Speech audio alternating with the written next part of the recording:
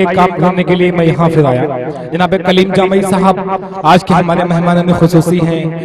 इस प्रोग्राम के। मैं इनको चंद मिनटों की गुफ्तगू के लिए आवाज देना चाहता हूँ माइक पर। इनकी आवाज में है कभी अहमद फराज ने यूं कहा था, सुना है बोले तो बातों से फूल झड़ते हैं, सुना है बोले तो बातों से फूल झड़ते हैं, चलो ये बात है तो बात करके देखते हैं। आइए जनाब कलीम जामई साहब को मैं इस वक्त आवाज दे रहा हूँ माइक पर चंद मिनटों की गुफ्तगू के लिए। नाते पाक इन तमाम चीजों से उनका राब्ता क्या है, अभी आपके सामने जनाब कलीम जामई साहब। अस्सलाम वालेकुम, बहुत बहुत शुक्रिया कि आज नातिया मुशायरे की इस महफिल में आपने मुझे मेहमान की हैसियत से बुलाया। मैं यहाँ पे मेहमान की हैसियत से नहीं बल्कि एक मेजबान की हैसियत से आपके दरमियान शरीक हूँ और मैं उन नौजवानों की हौसला अफजाई के लिए यहाँ पर तशरीफ लाया हूँ जिन्होंने आज के माहौल में, जहाँ नौजवानों के हाथ में मल्टीमीडिया, मोबाइल और क्रिकेट का शौक सिर्फ अपनी जिंदगी की मसरूफियात को यही अपना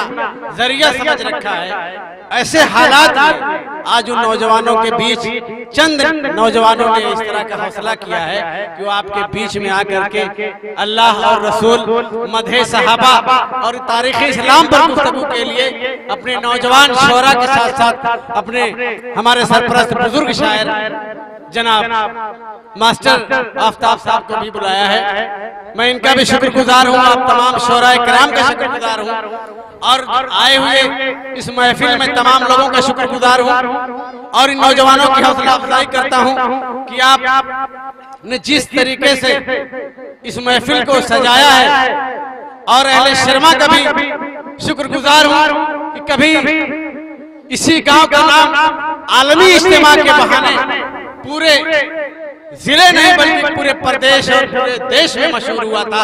आज जरूर उसकी कुछ हैसियत और अहमियत बाकी है कि आज आपके नौजवानों ने, आपके बीच के, आपके गांव के बच्चों ने फिर से दीन की एक महफिल का इनेकाद किया है। मैं इनका बहुत बहुत शुक्रगुजार हूँ। मेरे भाइयों, इस बाबरकत और पुरनूर महफिल में तकरीर का वक्त तो नहीं है, लेकिन मुल्क के हालात को देखते हुए मेरी ये जिम्मेदारी है कि मैं आपको वो संदेश और पैगाम जरूर दूं जो आज मुसलमानों के साथ पूरी दुनिया में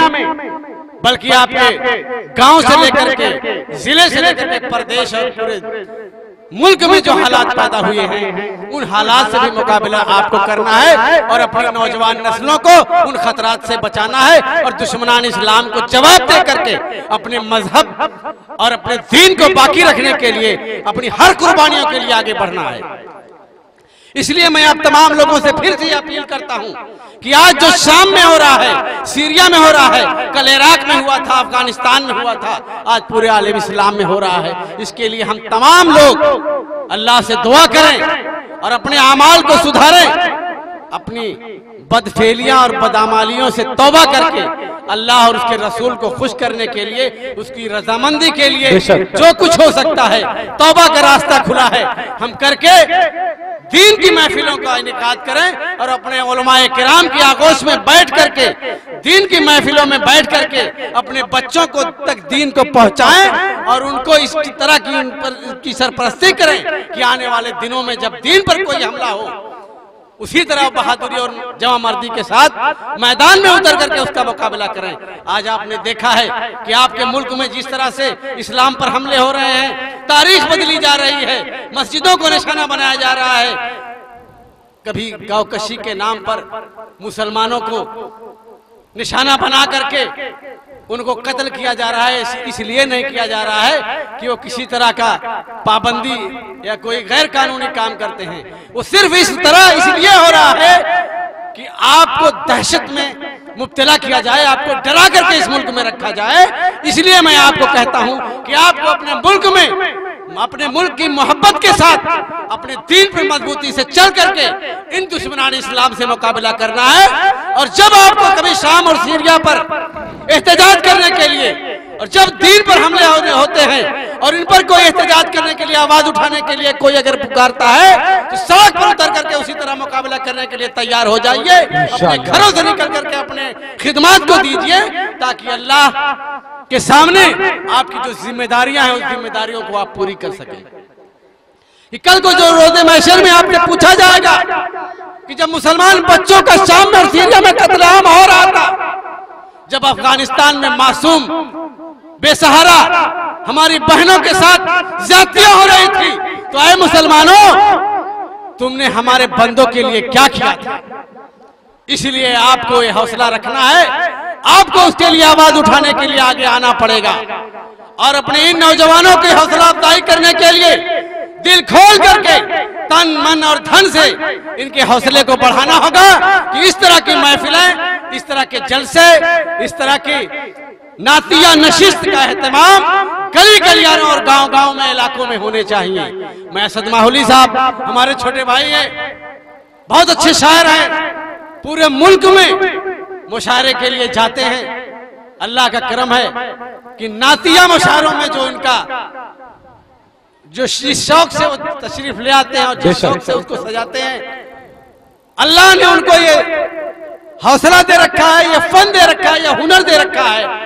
कि उसको लेकर के आज गांव गांव में इस तरह से पैगाम को ले जा रहे हैं। मैं इनका बार बार शुक्रिया अदा करता हूं, मैं इनकी हौसला अफजाई भी करता हूं। और आज हमारे इस तैयार में, इस इलाके में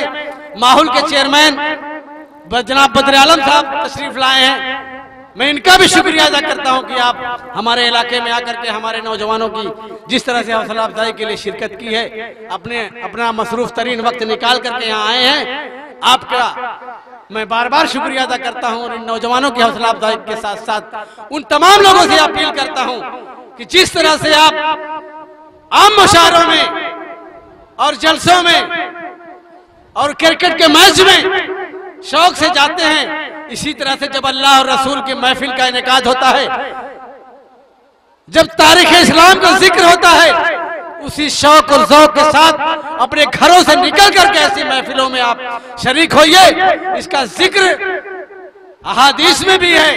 कुरान में भी है और उलमा और मशाइख भी हमारे दरमियान रह करके बताते हैं कि जहां